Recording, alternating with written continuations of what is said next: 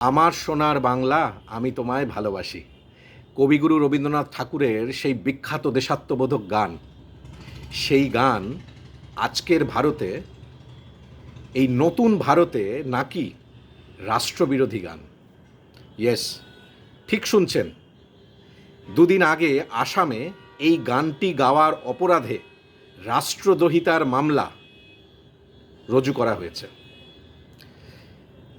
আমার সোনার বাংলা আমি তোমায় ভালোবাসি 1905 সালে রবীন্দ্রনাথ ঠাকুর বঙ্গভঙ্গ বিরোধী যে আন্দোলন, সেই আন্দোলনকে একেবারে পিকে তোলার জন্য, সবাইকে এক সূত্রে বাঁধার জন্য এই গানটি লেখেন।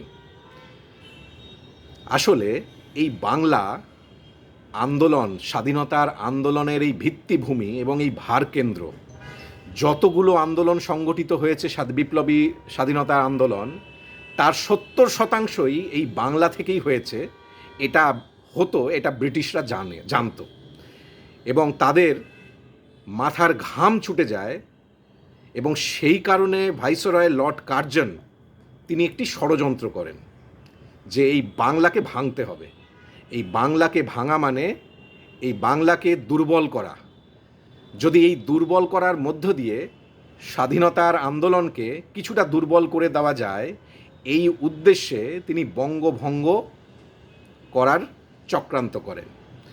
তার বিরুদ্ধে গর্জে ওঠে আপামর বাঙালি, গর্জে ওঠে পুরো ভারতই, গর্জে ওঠে। রবীন্দ্রনাথ ঠাকুর, অরবিন্দ ঘোষ থেকে শুরু করে অবনীন্দ্রনাথ ঠাকুর, প্রত্যেকে আপামর বাঙালি এর বিরুদ্ধে রাস্তায় নামে।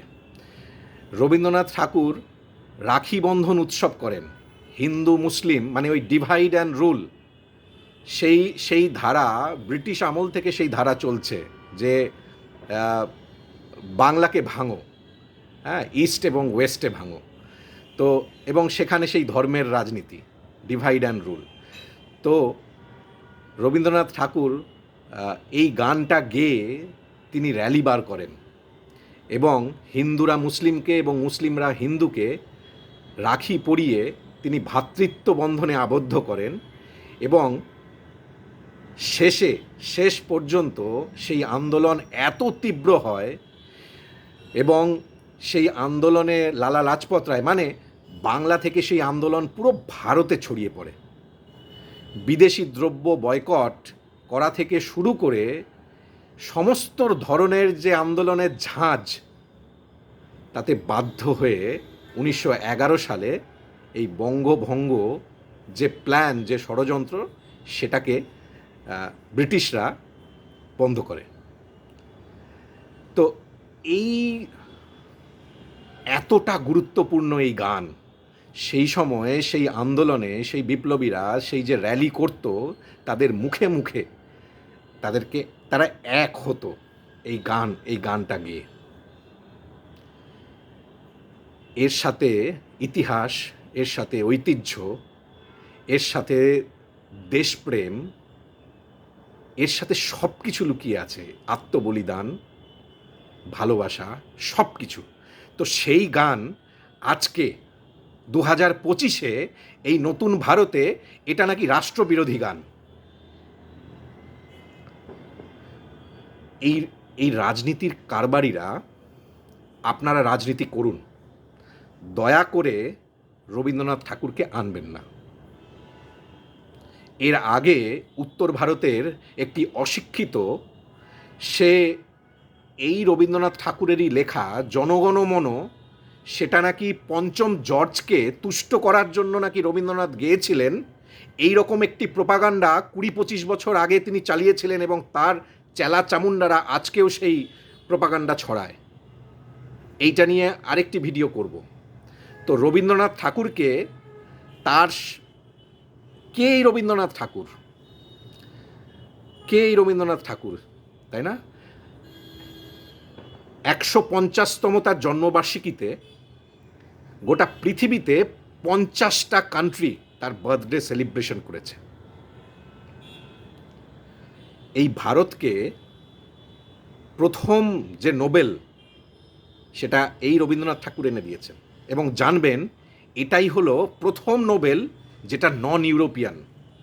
এই নোবেল প্রাইজটা শুধুমাত্র প্রথম দিকে ইউরোপের সুইডেনে, আপনি জানেন, আপনারা জানেন যে সেইখান থেকে এই প্রাইজটা দেওয়া হয় এবং শুধুমাত্র ইউরোপিয়ান কান্ট্রির লোকেরাই এই প্রাইজটি পেত। রবীন্দ্রনাথ ঠাকুর প্রথম নন ইউরোপিয়ান। ইনি এই ব্রিটিশদের জালিয়ানওয়ালাবাগের সেই হত্যাকাণ্ডের প্রতিবাদে নাইট উপাধি তিনি হেলায় ছুঁড়ে মুখের ওপরে ফেলেন। অসংখ্য গান, কবিতা, উপন্যাস এবং যে শান্তিনিকেতন, যেখানে প্রধানমন্ত্রীরা পড়েছে এই ভারতের, এটা তার তৈরি সেই ইউনিভার্সিটি। এবং শেষ সেটা হচ্ছে এই ভদ্রলোকেরই যে গানকে আজ আপনারা রাজনীতির নোংরামির মধ্যে এই পাকে ফেলে ফুটবল খেলছেন, এই ভদ্রলোকেরই লেখা গান আমাদের ন্যাশনাল অ্যান্থেম জনগণ মন অধিনায়ক জয় হে। দুদিন বাদে আপনারা রবীন্দ্রনাথ ঠাকুরকেও তো রাষ্ট্রদ্রোহী বলে দেখে বসবেন। কেন? যে তার এই গান আমার সোনার বাংলা আমি তোমায় ভালোবাসি 1905 সালে লেখা গান, 1971 সালে বাংলাদেশ, এটাও তো সম্মান যে তাকে তাদের ন্যাশনাল অ্যান্থেম বানিয়েছে। তার জন্য কবিগুরু রবীন্দ্রনাথ ঠাকুরের সেই গান এইভাবে ডিলেজিটিমেট হয়ে যায় নাকি? এটা তো আনন্দের। কালকে জনগণ মন যদি পাকিস্তান গায়, তাহলে জনগণ মনও কি রাষ্ট্রদ্রোহী গান হয়ে যাবে নাকি আপনাদের কাছে? কি বলতে চাইছেন? রবীন্দ্রনাথ ঠাকুর দেশের ঊর্ধ্বে, ঠিক আছে? আপনাদের নোংরা রাজনীতির অনেক ঊর্ধ্বে। 150টা যেরকম বললাম, ইউনেস্কো এই রিপোর্টটি করেছে। এর বাইরেও আমার মনে হয় শুধু 50 নয়, 150টা দেশই রবীন্দ্রনাথকে চেনে, তার বার্থডে সেলিব্রেশন করে। এনাকে রাজনীতির ঘেরাটোপ থেকে দয়া করে দূরে রাখুন। এবং অবাক লাগে যে লজিকটা, কি লজিক, যে এই গানটি বাংলাদেশের জাতীয় সঙ্গীত, তাতে কি হয়েছে? বাংলাদেশ যদি এটিকে জাতীয় সঙ্গীত হিসেবে অ্যাডপ্ট করে, তাহলে সেই গান, সেই রবীন্দ্রনাথ ঠাকুর সব রাষ্ট্রদ্রোহী হয়ে যাচ্ছেন। আচ্ছা, বাংলাদেশ তো বাংলা ভাষায় কথা বলে, তাহলে এই ভারতের মাটিতে, মানে বাংলাদেশিরা বাংলা ভাষায় কথা বলে, তাহলে এই ভারতের মাটিতে যদি কেউ বাংলায় কথা বলে, তাহলে আপনাদের মতে তারাও রাষ্ট্রদ্রোহী? বাংলাদেশিরা তো পদ্মার ইলিশ খায়, তাহলে এই ভারতের মাটিতে তারা মাছ খায়, তারা ভাত খায়। হ্যাঁ, তারা মাছ ভাত খায় বাংলাদেশিরা। তাহলে এই ভারতের মাটিতে যারা যারা ভাত খাচ্ছে তারা রাষ্ট্রদ্রোহী, তারা বাংলাদেশি? কোন ন্যারেটিভে নামাচ্ছেন, কোথায় নামাচ্ছেন? রাজনীতির এই নোংরা খেলায় আপনারা কাদা মাখামাখি করুন, আমাদেরকে আনবেন না, রবীন্দ্রনাথ ঠাকুরকে আনবেন না। এটা আমাদের আবেগ, ঠিক আছে? এই আবেগ, এই ভালোবাসা, এই দেশাত্মবোধ যদি ন্যূনতম আপনাদের থাকতো, যদি শিক্ষা, ইতিহাস সম্পর্কে যদি একটু সাধারণ জ্ঞান, দেশভাগ, বঙ্গভঙ্গ, স্বাধীনতা আন্দোলন, এই সব কিছু থেকে আপনারা, বুঝতেই পারছি আপনারা অনেক দূরে, আপনারা এই সব কিছুর বিরুদ্ধে, আপনারা দেশের বিরুদ্ধে রাজনীতি করতে করতে আপনারা দেশের বিরুদ্ধে যাচ্ছেন, ঠিক আছে? সুতরাং রবীন্দ্রনাথকে জড়াবেন না, দয়া করে জড়াবেন না। রাজনীতির জায়গায় থাক।